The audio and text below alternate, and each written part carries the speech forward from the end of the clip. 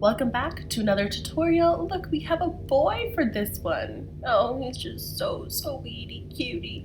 Okay, so to start off, I'm going to be outlining with this is I think like a NYX eyeliner. I'm using a YSL box to mark off like a little grid. If you want to just freestyle it with Aide or Bondo, go for it, but I thought it would be easiest if I kind of mark where I'm going to be going. So I decided to use this method, which isn't proving to be the easiest right now.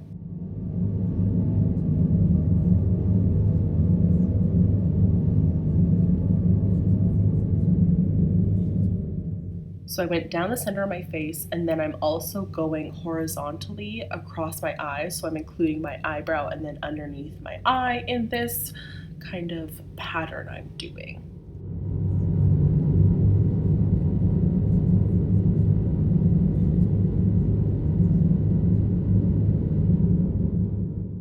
I also brought it down my neck a little bit. I didn't use any guide for this because I wasn't really too concerned about what was happening on the neck. All right, I'm gonna be using Aide, and I have left some in this other bottle, and I've left it with a cap off so it can get thick. So this is thickened Aide, or Bondo as some people like to call it. That's something mixed with Aide, which I'm blanking on right now. Anyway, I'm gonna be applying this along my little lines that I've drawn here, and the edge that is gonna be smooth is gonna be along my cheeks. So as you can see, the center and across my eyes horizontally, that's gonna be the bloodied up cut part. So I'm just placing this along all the way down with my Aide.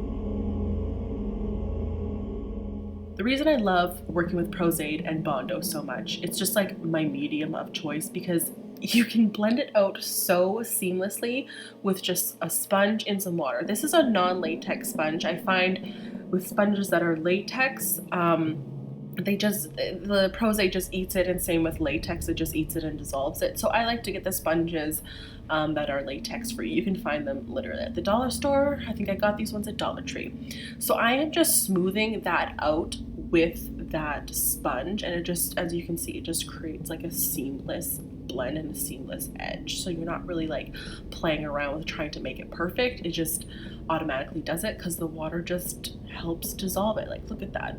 Oh, it's so seamless. So seamless. And then the other side of the edge, I'm really not worrying about. I'm gonna pull it a little bit to make it look more like an open wound. Aide does take quite a bit of time to dry, so as I'm going to let this sit and dry, I am going to start on the other bits of my face. So I am just taking a Makeup Forever, this is a Velvet Matte Foundation, and I am just plopping this on all of the bits of my face that are going to be exposed. I'm doing this after the Aide because obviously applying the Aide, smoothing it out with a sponge, you would have removed some foundation. And I'm also going to be applying this foundation over top of the edge as well, so it looks like an actual skin flap. But as you can see, the Aide is still white, which means it's actually still wet. So when the Aide dries, it shrinks a little bit and then it dries clear. So then when you put a foundation or any other product on top of it, it looks like skin. I'm also doing a little bit of contour because girls gotta be snatched.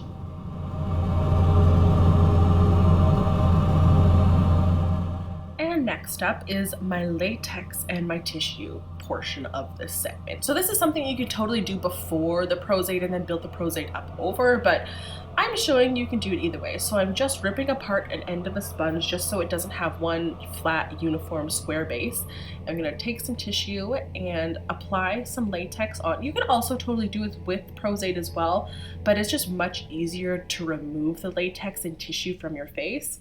I am just doing this to create texture. I'm not trying to build up anything. I'm not trying to create a new brow shape or face shape, nothing like that. I just want a little bit of texture. So I'm mostly only applying one layer pretty much everywhere around this section of my face that is going to be all bloodied and battered and cut.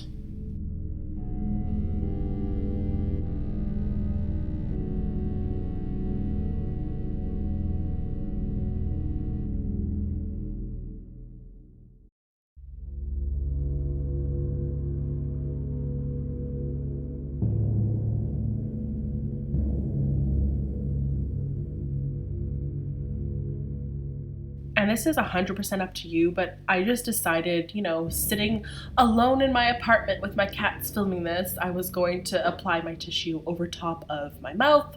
If you want to speak, I mean, maybe don't do this, but this is what I decided to do. So I just placed that right over top of my mouth.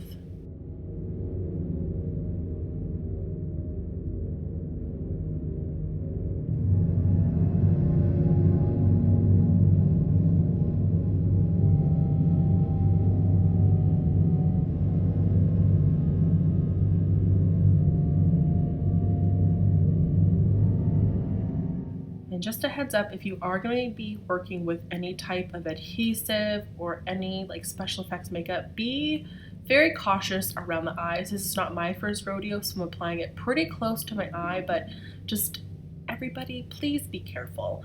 I'm also bringing this down my neck. As you can see, I didn't outline it with Pros-Aide to create an edge because I really didn't care what was happening around my neck. So I'm just laying down some tissue and some latex just to create some more texture so I can follow that line straight down.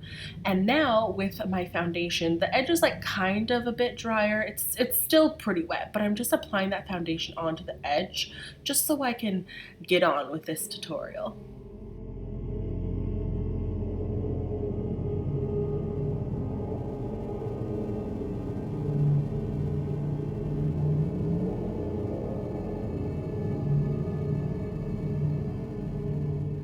Now it's time to paint. There are many different ways you can do this. I'm going to be working with a Makeup Forever color stick. This is a nice like maroon color. I'm also grabbing a brush that I have cut with a pair of scissors so it has a pretty jagged edge. This creates a nice brush so you can kind of get in all the nooks and crannies. You totally can just go in with some scab blood and some actual blood and just create this all bloody, but I decided to paint it so I didn't have to use as much fake blood because that stuff can get pretty sticky, pretty heavy, pretty uncomfortable. So if you paint underneath your blood, it's just going to add a little bit of more dimension.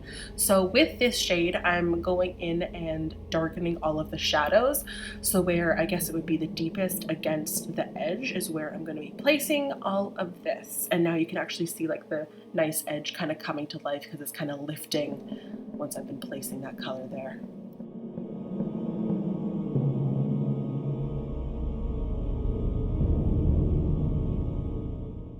So that shade was a nice deep maroon. I'm also bringing it down my neck, and now I'm going to go in with a Makeup Forever color cream, and this is a pretty medium tone red, and I'm kind of filling this in not too perfectly. I'm just kind of throwing it everywhere with that brush, and then I'm going to be going in with a little bit of a lighter tone as well.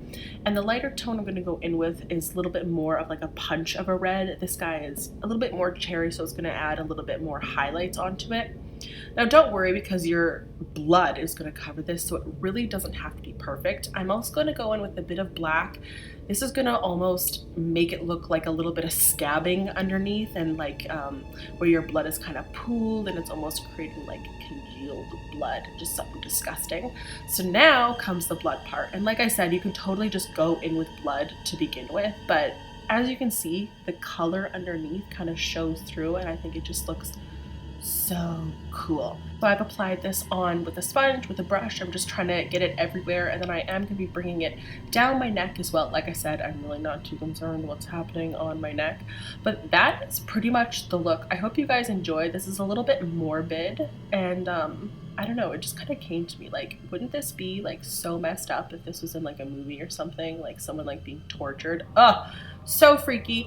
Hope you guys enjoyed. Make sure you subscribe if you have not already, and here's a little boy for you. Love you guys. I'll see you in my next one.